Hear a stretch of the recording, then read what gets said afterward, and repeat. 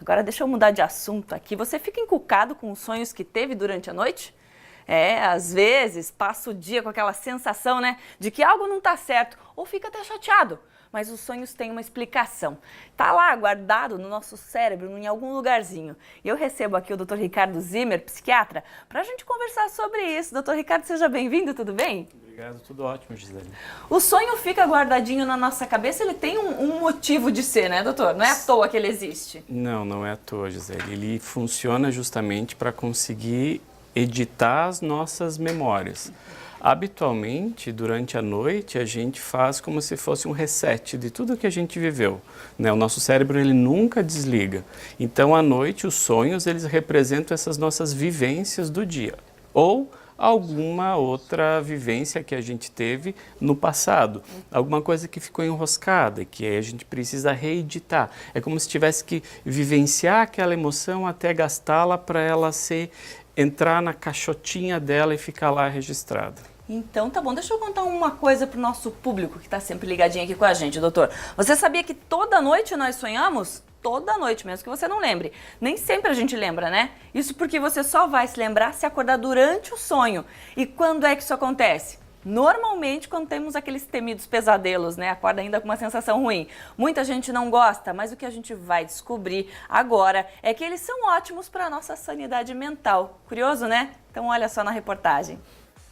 Acordar assustado depois de um pesadelo. Isso é familiar para você? Geralmente está numa casa abandonada, algo assim, e sinto uma presença, e eu vou atrás procurar e do nada puxa assim o espírito. É para ser o espírito, né? Eu tava dormindo e daí entraram na minha casa e eu tranquei a porta do quarto. E no que eu tranquei a porta do quarto, eles estavam empurrando para abrir, né? O meu pesadelo é de um cachorro, né? Eu saio assim e o cachorro vem me pegar, sabe? Eu já tive pesadelo com pessoas correndo atrás de mim e eu não conseguindo sair do lugar. E eu quero correr, mas não dá, eu não consigo sair do lugar. É impossível não se assustar com esses pesadelos. Mas afinal, o que ocorre fisiologicamente no nosso cérebro que provoca esses sonhos e pesadelos? Durante o dia nós temos as nossas vivências, os conteúdos das coisas que a gente experiencia. Como o cérebro precisa organizar isso, ele usa à noite o sono para colocar essas memórias encaixadas e guardar isso. É como se ele precisasse fazer uma faxina. Nessa faxina a gente acaba tendo, na fase do sono, REM, os sonhos, que são essas representações mentais daquilo que a gente vive, daquilo que nos é mais íntimo, que nos é mais intrínseco. Por isso que às vezes os sonhos podem ter tanto significado. O sonho é um processo natural do cérebro e faz bem para nós. Mas e aquele sentimento ruim dos pesadelos? Eu acordo assustada, sabe? Bem assustada. Fico sem ar, eu acordo até às vezes com falta de ar ou com a respiração pesada. Parece algo real, assim.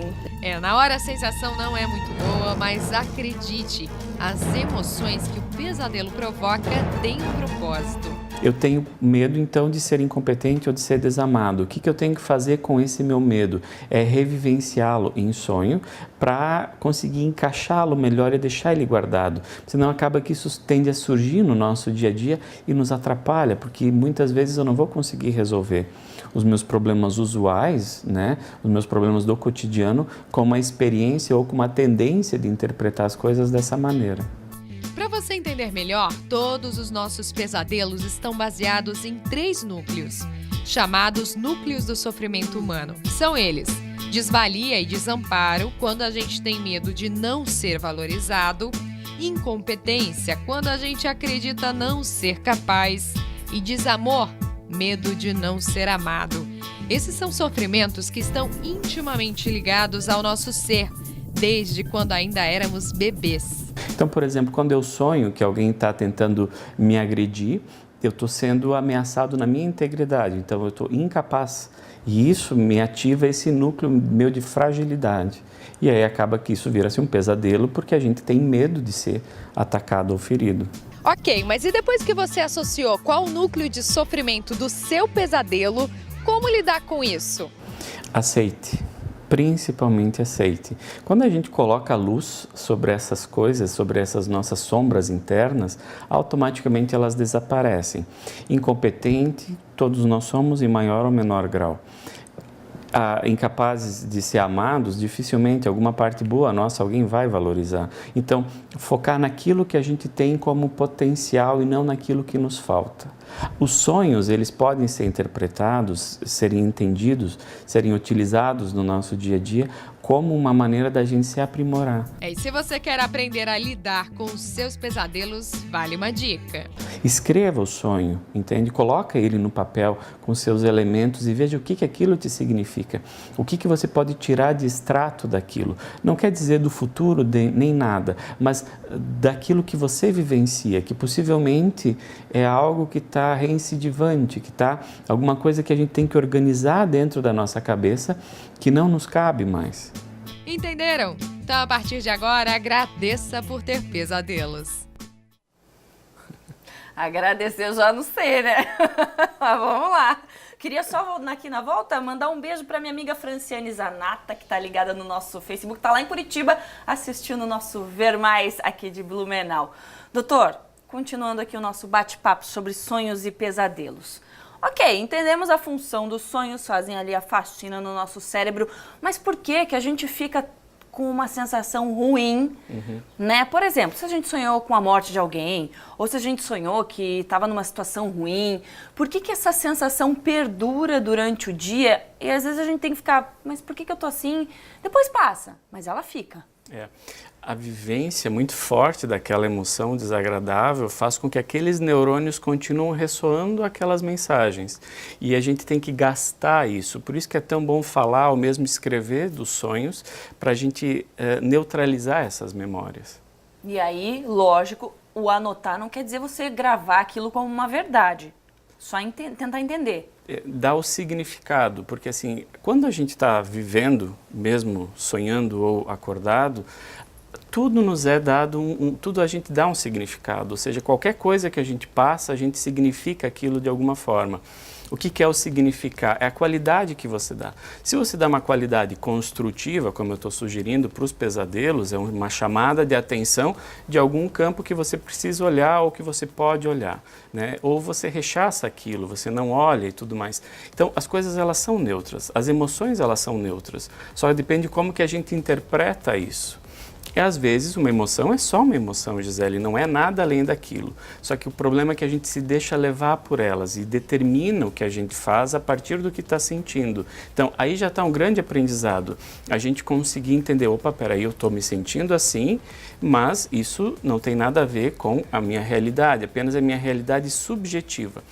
Então, essa realidade subjetiva, às vezes, ela pode tomar conta da gente e a gente não ter consciência sobre o que a gente está fazendo ou vivendo. E sobre aqueles 3 núcleos de sofrimento que a gente viu ali na matéria? Se a gente conseguir identificar, é sempre possível identificar a que ele se refere? Então, e como é que a gente lida com isso?